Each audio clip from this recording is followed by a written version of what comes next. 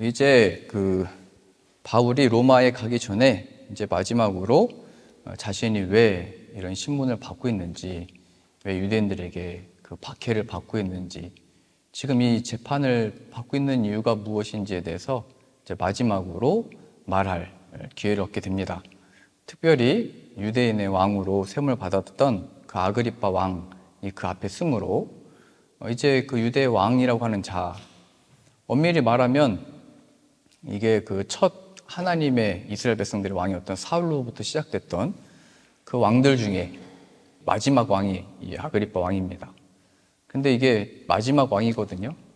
이제 AD 70년에 로마가 예루살렘을 다 함락해버리고 예루살렘 성전을 다 파괴해버려가지고 이제 그 역사가 끝나게 됩니다.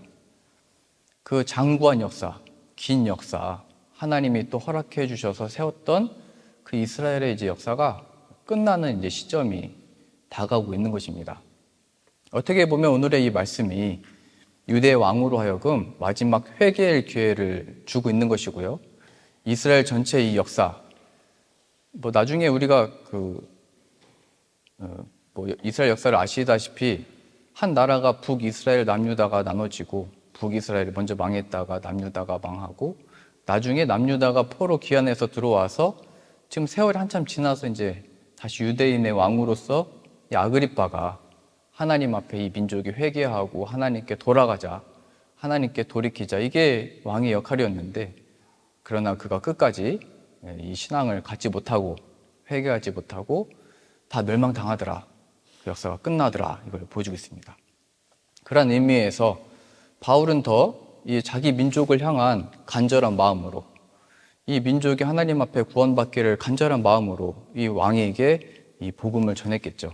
그런 심정으로 우리가 이 본문들을 봐야만 합니다. 그리고 특별히 하나님의 이 말씀이 어떻게 보면 지금 길게 또 기록되어 있습니다. 앞에서는 2년의 세월이 짧게 4절에 걸쳐서 표현되어 있다면 오늘은 이 아그리빠 왕 앞에 서서 하는 이 말이 좀 길게 26장 전체에 걸쳐서 표현되어 있거든요.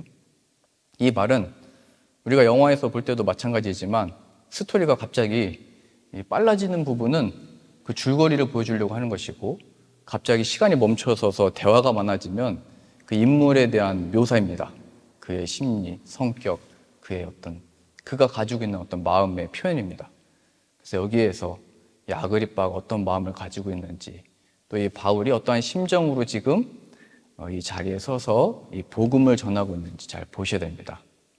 이것은 마지막 왕인 유대인의 왕만이 아니고 자신의 민족이 회개하고 돌이켜서 하나님께 돌아오기를 바라는 그 마음으로 지금 이 자리에 서 있다는 것을 기억해야 됩니다. 우리에게 쉽게 적용을 해보자면, 오늘 내 옆에 있는 우리 지체들, 또 우리가 만나는 또 가족들, 또 우리와 함께하는 어떤 일터의 어떤 사람들도 그 순간입니다. 그 모든 기회와 순간 속에 복음을 전해야 된다, 이것을 보여주게 됩니다. 자, 오늘 그 내용을 살펴보시면요, 바울이 먼저 아그리빠 왕에게 당신에게 이 말할 기회를, 내가 믿는 신앙이 무엇인지를, 박해받는 이유가 무엇인지를 말할 기회를 얻게 돼서 참 다행이고 감사하게 생각한다라고 하면서 고백을 하고 있습니다. 그 이유는 앞서서 말씀드렸듯이 유다의 왕이 또 이 민족이 회개하기를 바라는 마음으로 전하고 있기 때문이고, 하나님이 그 기회를 주셨다는 것을 알았기 때문입니다. 다시 말하면 우리가 무슨 높은 사람을 만나든지, 어떤 우리가 보기에 조금, 이런 표현이 그렇지만요, 좀 천해 보이는 사람, 이렇게 좀 가여워 보이는 사람을 만났든지, 아니면 나에게 가까운 사람을 만났든지, 잘 모르는 사람을 만났든지, 바울은 지금 하나님이 허락하신 관계요 만남이라는 것을 알고 있었던 겁니다. 그래서 그의 목적은 유일하게 내가 지금 이 왕에게 잘 보여서 풀려날 수 있을 것이냐, 내가 이 메인바에서 자유를 얻을 것이냐에 관심이 있는 게 아니고, 이 사람에게 어떻게 하면 내가 이 만난 예수님을 전할 수 있을까, 여기에 관심을 가지고 있다는 것을 우리가 발견할 수 있습니다. 그러니 우리가 만난 모든 사람들에 대해서 하나님이 주신 사명이 다 있는 겁니다. 하나님의 사명이 따로 있는 게 아니고요, 하나님이 주신 어떤 뜻이 따로 있는 게 아니고 허락하신 모든 관계와 만남 속에 저와의 관계도 그렇고 여러분들에게 허락하신 모든 관계들도 다 마찬가지입니다. 이 예수 그리스도의 복음을 전하도록 만나게 하신 것이고 그런 기회들을 허락하셨다는 것을 기억하는 것은 늘 도움이 됩니다. 그러면 어떻게 바울이 그 복음을 전하고 있는지 우리가 이제 보고 또 교훈을 얻을 수가 있겠죠. 바울이 말하고 있는 것은 뭐냐면 그 긴 구절들을 요약해 보자면 첫째, 지금 내가 이 자리에 쓴 이유, 유대인들이 나를 박해한 이유, 우리로 보자면 내가 지금 당신을 만난 이유는 또 당신 앞에서 내가 입을 열고 있는 이유는 우리의 조상들이 하나님으로부터 약속받은 것이 있었기 때문이다. 이렇게 시작을 합니다. 하나님의 뜻하신 바를 우리 조상들에게 약속으로, 그러니까 아브라함, 그의 아들 이삭, 그의 아들 야곱, 그의 민족 이스라엘, 그 먼 과거의 그 조상들이 하나님으로부터 약속을 받았기 때문에 내가 지금 이러한 처지와 상황에 이르게 된 것입니다. 그러니까 이거는 뭐 바울이 갑자기 다른 얘기하고 있는 것이 아니고 하나님으로부터 비롯된 내가 바로 정통이고 하나님의 역사 속에 주어진 것이다를 설명하고 있는 거죠. 그래서 뒤에서는 누구까지 얘기를 하고 있냐면 선지자들의 글에 이루어져야 할 것이라는 것을 내가 그것을 믿었기 때문에 지금 이렇게 된 것입니다. 또 모세의 율법에 이루어지리라 했던 그 약속, 하나님의 이 약속, 예수님은 시편까지 다 말씀하셨습니다. 나에 대하여 약속되어지고 이루어지리라 한 그 약속이 이게 지금 펼쳐진 거다. 부활하셨을 때 그 말씀하셨거든요. 그러니까 바울은 지금 유대인들이 전통이고 그들이 하나님 역사를 가지고 있는 게 아니고 내가 바로 하나님의 약속하심으로부터 그 길에 서 있는 자이고 오히려 유대인들이 지금 못 알아듣고 있는 것이다. 그리고 왜 지금 당신 유대인 왕이로서 그 하나님의 약속과 모세가 했던 말과 다윗이 했던 그 예언들과 선지자들의 모든 글들을 왜 무시하고 받아들이지 않고 있느냐라고 얘기하고 있는 겁니다. 먼저 자신의 설명이 내가 뭐를 잘못했기 때문이 아니고 나는 하나님의 약속하시는 길을 걷고 있다가 이 자리에 서게 된 것입니다. 우리로 보자면 누군가를 만났을 때 이러한 저러한 설명들을 많이 하잖아요. 그 짧은 역사 속에 우리를 설명하고 싶어 합니다. 어디서 태어나고 무엇을 해왔고 지금 무엇을 하고 있고 무엇을 할 겁니다. 이게 우리의 명함이잖아요. 우리의 설명입니다. 그래서 이 사람으로부터 어떤 존중을 받고 싶어 하죠. 근데 바울은 자신이 지금 여기 왜 섰는지에 대한 설명으로 하나님을 얘기하고 있는 겁니다. 하나님의 뜻하신 바가 주어졌고 그 길에 나를 택하셔서 이 자리에 서게 하신 겁니다. 이게 예수님을 전하는 그 사명 받은 자들의 모습이라는 거예요. 자신의 설명이라는 거예요. 내가 지금 여기 왜 있는지, 왜 공부하는지, 왜 일하고 있는지, 왜 자녀를 낳는지, 왜 키우는지, 왜 끝까지 포기하지 않고 내가 이 길에 지금 서 있는지, 하나님이 그 약속하신 바를 이루는 이 구원의 역사 속에 나를 부르셨기 때문이다. 내가 그 길에 서 있는 것이다. 내가 이 길에 서 있는데 그것을 알아보지 못하는 지금 유대인들로 인해서 내가 지금 박해를 받고 있는 것입니다. 그래서 오늘 8절 보세요. 그런데 당신들은 하나님이 죽은 사람을 살리심을 어찌하여 못 믿을 것으로 여기나이까? 이렇게 얘기하고 있는 겁니다. 죽은 자를 살리실 하나님 그 역사를 아브라함 때부터 다 알고 있었고 예언된 것이고 기록되어진 것이고 다 표현된 것인데 나는 그 길을 따라온 것이고 난 하나님의 이 길에 서 있는 건데 왜 그것을 믿지 못합니까? 쉽게 얘기해서 유대인들은 기독교를 이단이라고 하잖아요.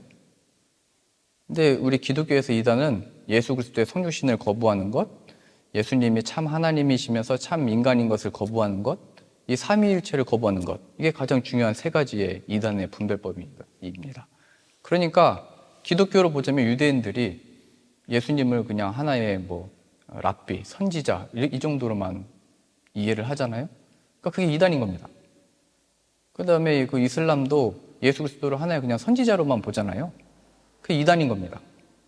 그러니까 바울은 우리가 그 과거 수천 년 전부터 약속하셨던 하나님의 정통 속에 있는 거고, 그 증거가 바로 예수 그리스도의 오심이고 죽으심이고 그의 부활을 통하여 이 구약의 모든 약속과 성취가 이루어졌는데 왜 그 하나님을 거부하고 있느냐? 예수 그리스도를 통하여 설명을 하고 있는 것입니다.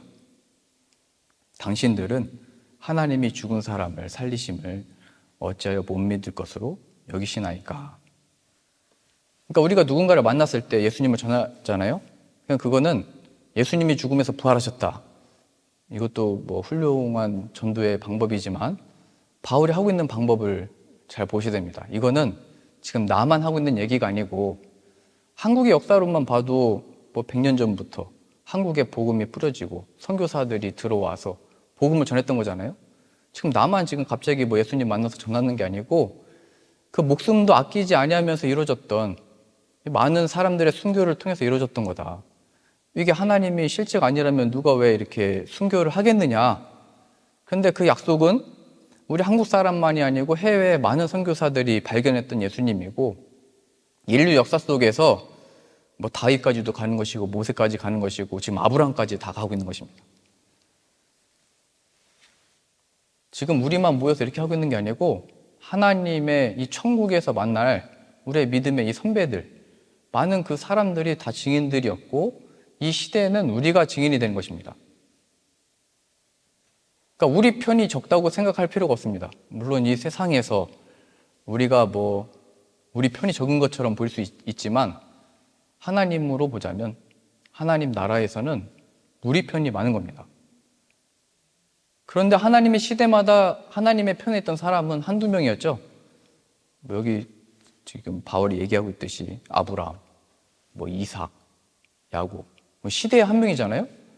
모세, 그 시대에 다 불순종했는데 모세가 순종함으로 나갔잖아요. 다윗, 모든 왕들이 하나님을 떠나서 대적하고 내가 왕이다 해서 다 멸망받을 때 다윗만 하나님의 이 왕으로 쓰임을 받았잖아요. 그러한 측면에서 세상이 볼 때는 어떤 작은 한자고 또 작은 무리고 하나님의 표에는 어떤 약한 자들이지만 하나님이 그 한 사람들을 사용하셔서 이렇게 쓰셨다는 겁니다. 그 우리들도 하나님의 이 부르심 속에 서 있다는 것을 기억해야 되는 겁니다. 내가 이 사람을 만날 때 내가 어떤 자격과 조건이 주어졌든지 이 예수 그리스도 안에서 이 많은 증인들 가운데 한 사람으로 지금 서 있다는 것을 기억하고 나아가는 것입니다.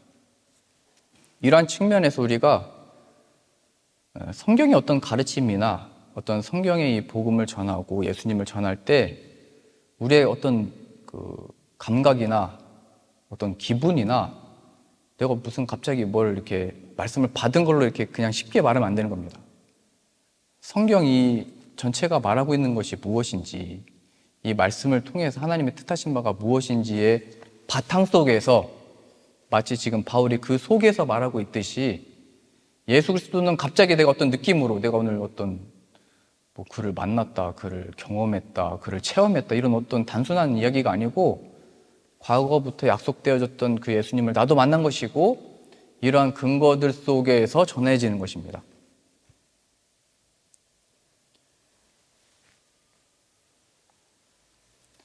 그러니까 바울이 볼 때 예수님을 전하는 것은 자신의 그 전체 역사를 보는 눈과 시각과 이 온 인류 역사 속에서 일하셨던 하나님을 아는 눈에서 그 복음을 전할 수 있었던 겁니다.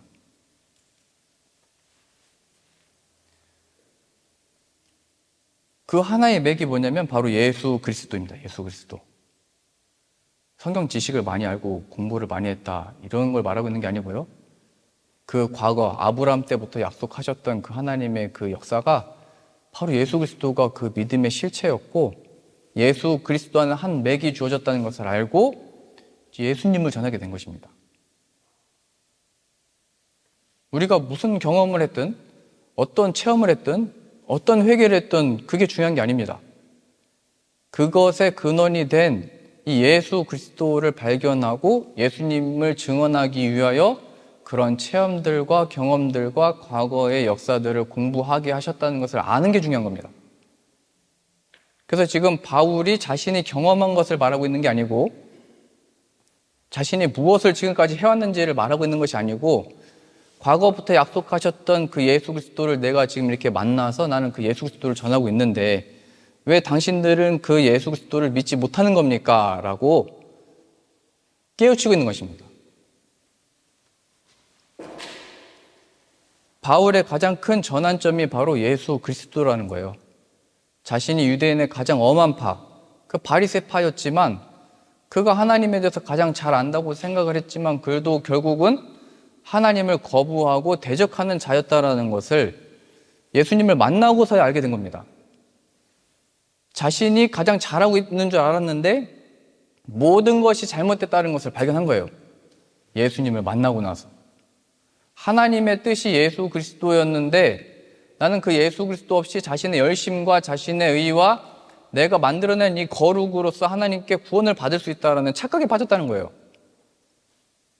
사람들에 대한 설명은 내가 무엇을 해왔는지 뭘 할 수 있는지 여기에 관심을 가지고 우리는 그것을 전하기 원하지만 바울은 그 예수 그리스도를 만나고 나서 이 모든 것들이 잘못된 거였구나.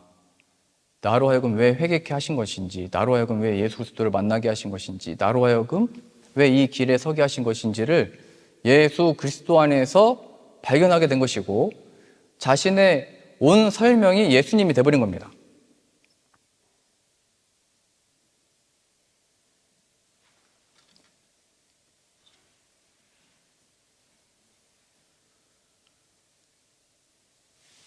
그러니까 예수님을 모르고 자신이 했던 모든 말과 모든 사역들이 예수님을 박해하고 하나님을 대적하는 일이었다는 것을 발견했다는 거예요.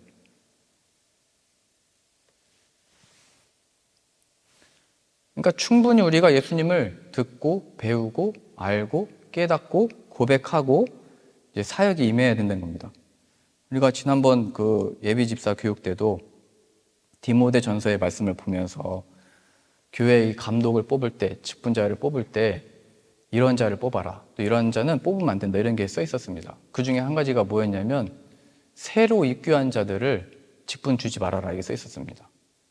우리는 보통 18살 때 어렸을 때 세례받은 자들을 이제 다시 한번 그 신앙을 확인하고 교회 일원으로 받아들입니다. 그때 새로 입교한 자들을 이 직분을 주지 말아라. 이 표현이 있거든요. 이거를 원어적으로 보면 새로 심겨진 나무입니다. 입교, 심겨진 나무. 그러니까 새로 심겨진 나무는 이제 뿌리를 깊게 내려야 되고 열매를 맺기 위해서 자라나야 되고 바람도 견뎌 봐야 되고 새도 또 깃들여서 그 노랫소리도 들어봐야 되고 이런 세월 속에서 열매를 맺을 때까지 좀 기다려야 되는 겁니다. 왜 이렇게 바울이 그때 얘기를 했냐면 이런 사람들에게 직분을 주면 그들이 교만에 빠져서 마귀가 받는 정죄에 빠지게 될 거다. 그러니까 마귀가 하나님의 자리에 앉으려고 했잖아요. 그게 마귀입니다. 그러니까 교만해져서 자만해져서 예수 그리스도 안에서 심겨진 것을 잃어버리고 자신이 무엇이 된 것처럼 착각을 하고 교만에 빠지고 하나님의 자리에 앉는 자처럼 마귀처럼 행하게 될 것이다. 그러니까 그런 사람들에게 기다려라. 이렇게 얘기를 했던 겁니다. 그게 바로 바울과 같은 자였다는 거예요. 바울이 생각할 때는 누구보다도 엄한 이 유대의 교육을 받아왔고 누구보다도 하나님에 대해서 잘 알고 누구보다도 열심을 가져서 외국에까지 가서 믿는 자들을 박해하는 것이 하나님을 위한 거라고 생각을 했잖아요. 자신의 의, 자신의 열심, 자신의 행함에 이게 빠져 있었던 겁니다.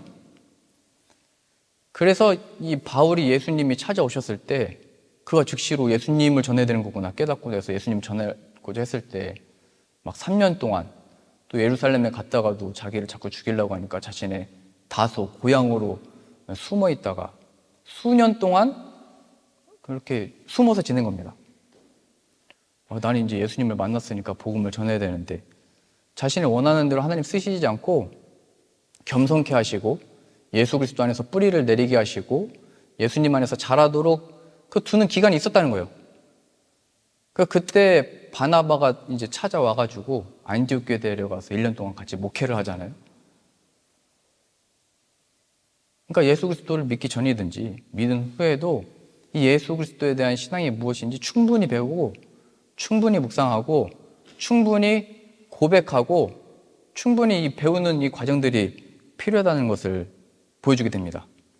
왜냐하면 우리들에게 주어진 그 은혜와 우리들에게 주어진 그 고백과 우리들에게 주어진 그 삶이 다 예수 그리스도를 드러내도록 나타내도록 하는 겸손을 배우게 하시는 겁니다. 우리는 쉽게 그런다니까요. 누군가 회개를 막 해도 야, 회개를 잘했다 이렇게 우리는 본다니까요. 그게 예수 그리스도 안에 주어진 은혜라는 고백보다는 참 잘했다. 우리가 뭐 사역을 하고 와서도 참 잘했다 이런 말을 들으면 안 되는 거예요. 예수 그리스도의 은혜가 크구나.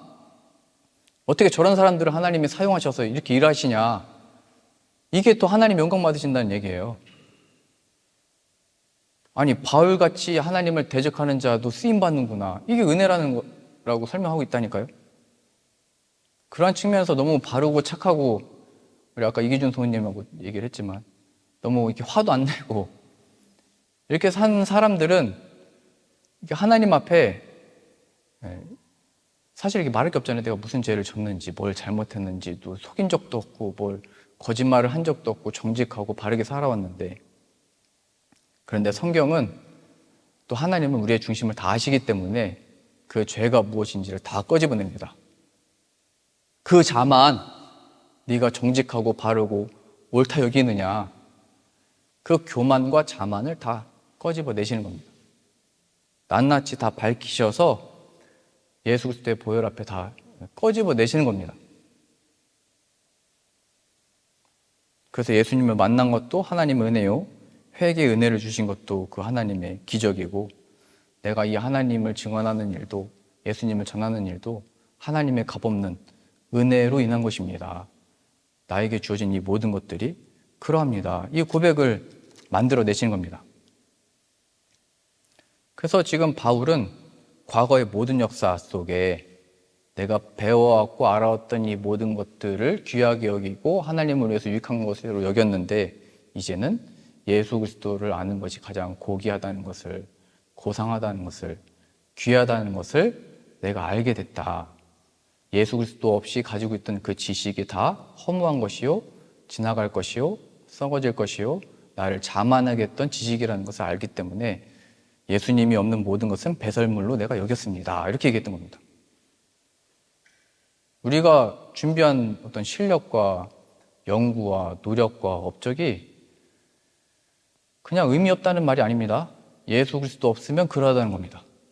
예수 그리스도 안에서 그러한 것들이 다 가치 있고 의미 있게 쓰임 받을 수 있다는 얘기입니다. 우리 고린도전서 1장 찾아보시죠. 고린도전서 1장 26절입니다.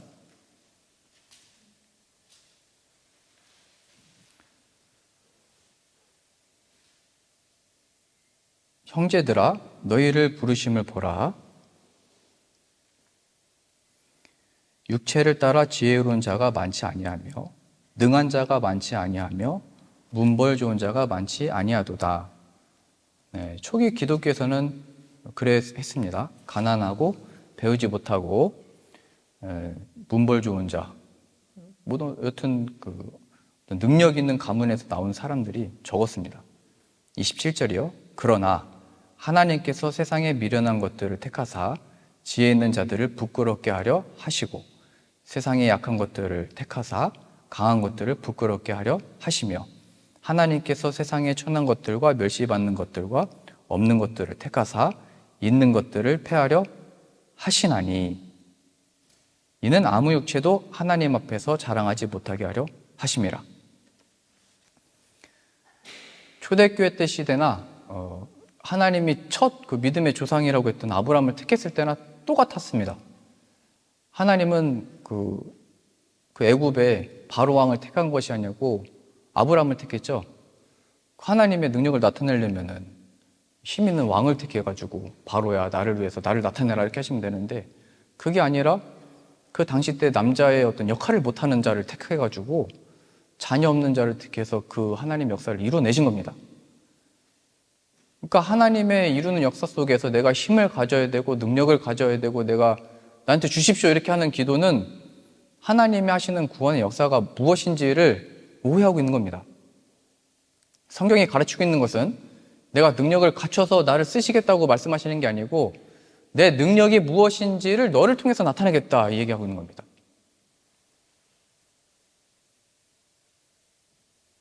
나는 힘이 있고 능력이 있고 강하고 싶고 이건 인간적인 어떤 본성인들인데요. 이건 하나님의 일하심에 대한 오해고 하나님의 구원이 무엇인지를 모르고 마치 바울이 자신이 능력 있는 자요 힘 있는 자요 모든 것을 아는 자로 여겼으나 하나님을 대적하는 자로 서 있다는 것을 예수 그리스도 안에서 발견했듯이 예수 그리스도를 믿는 믿음은 내 능력과 내 힘을 넘어선 하나님의 능력으로 한다라는 것을 그 능력이 바로 예수 그리스도라는 것을 발견하게 되는 것입니다.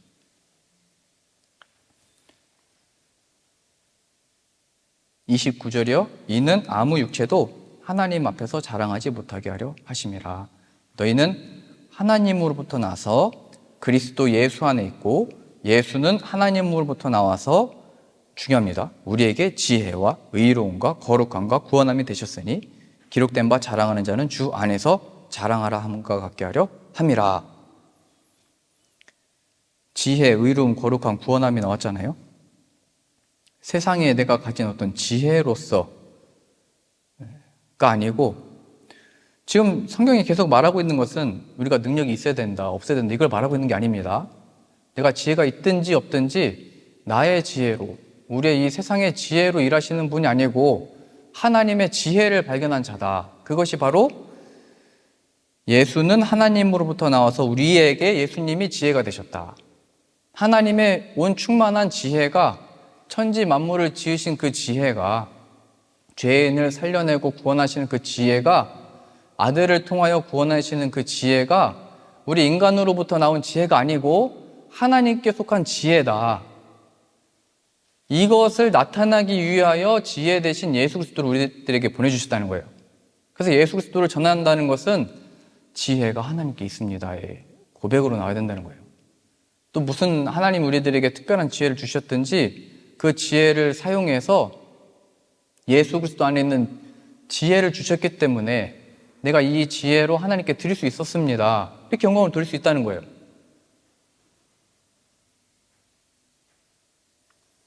지금 이 하나님의 지혜 반대편에 있는 이 아그리빠 왕과 뭐 총독과 뭐 다 잘려나갔잖아요. 유다는 다 망해버리잖아요. 이 아그리빠 왕이 자신이 이 하나님의 심판이 지금 자기 문 앞에 기다리고 있다는 것을 모르겠잖아요. 자신의 지혜로는 이 지금 죄수로 잡혀있고 신문받고 있는 바울을 처량하게 여기고 불쌍히 여기고 뭐 했는지 모르겠어요. 그러나 여기서 심판을 받고 있는 것은 지금 아그리빠 왕인 것입니다. 지금 바울에게는 그 지혜가 있었던 거예요.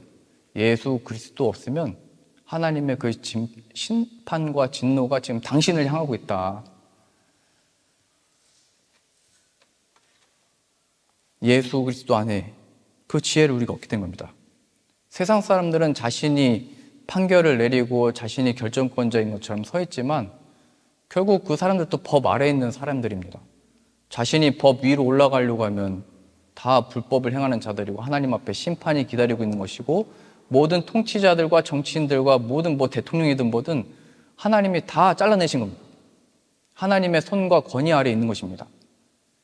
그것을 아는 지혜, 예수 그리스도 안에서 발견하는 겁니다. 그러니 그 자리 달라고 하는 게 우리의 기도 제목이 아니라니까요. 그 자리에 앉아도 하나님 지혜를 안 주시면 어려운 자리가 된다는 거라니까요. 이 목회자들도 마찬가지입니다. 목회자들이 다 가고 싶은 자리가 있고 쓰고 싶은 자리가 있고 왜 저런 사람이 저기 있나 이렇게 생각을 하는 사람이 많거든요. 그러나 그 자리에 어떤 자리에 있든지 하나님의 지혜를 주시지 아니하면 아무것도 아니라는 것을 다 배우는 거예요. 목회자들도. 모든 성도들이 마찬가지입니다. 이 지혜의 근원, 우리에게 허락하신 이 일터, 내 자리, 거기에서 이 예수 그리스도 안에 받게 된 이 모든 것들이 하나님의 손에 있습니다. 예수 그리스도가 우리의 지혜입니다. 두 번째 의로움이요.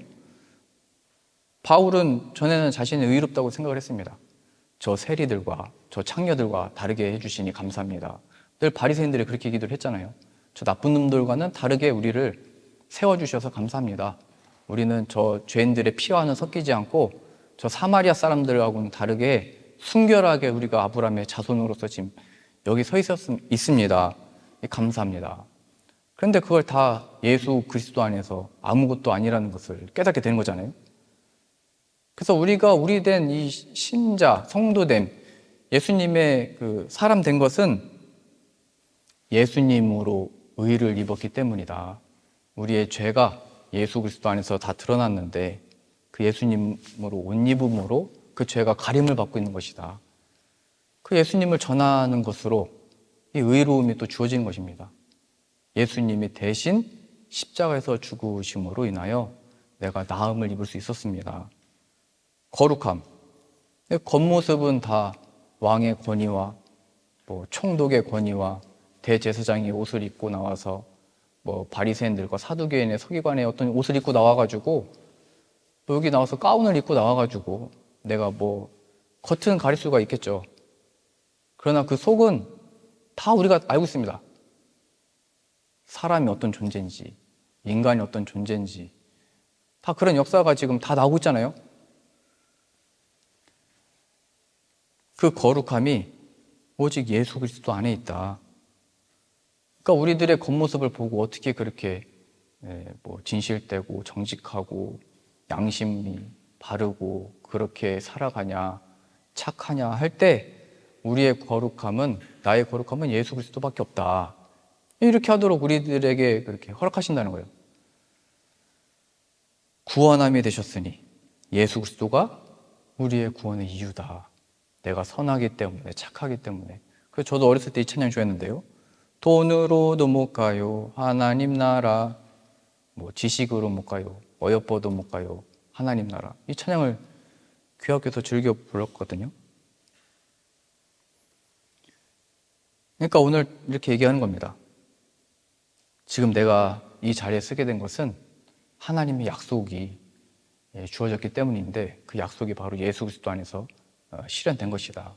그가 죽음에서 부활하시고 이렇게 살아계시는 것은 확실한 하나님과 또 모세와 이 다윗과 선지자들의 약속이 성취된 것이다. 그런데 어찌 못 믿고 있는 거냐. 지금 나의 신앙도 이 예수님 없이 잘된 줄 알았는데 예수님을 만나보고 보니까 모든 것이 잘못되어 있었고 하나님의 심판이 바로 나를 향하고 있었다는 것을 발견했다. 그러니 그 예수님의 부활을 못 믿을 것을 여기지 말고 그 예수님 앞에 회개함으로 돌아와라. 나는 이것을 원한다. 이렇게 얘기하고 있는 것입니다. 나 된 것은 다 하나님의 이 은혜인데 나의 이 지혜와 의로움과 거룩함과 구원함이 바로 예수님입니다. 내가 교회 나온 이유가 예수님 때문이고 내가 회개하는 이유도 예수님이 그가 대신하여 나의 죄를 대신하여 죽으셨고 부활하셨기 때문이고 내가 이렇게 거룩하게 하나님 앞에 나올 수 있는 이유도 예수님이 나의 거룩이 되셨기 때문이고 나의 모든 설명이 예수님이 되셨기 때문에 난 구원받은 자로 지금 이 자리에 서 있다. 이렇게 고백하고 있는 것입니다.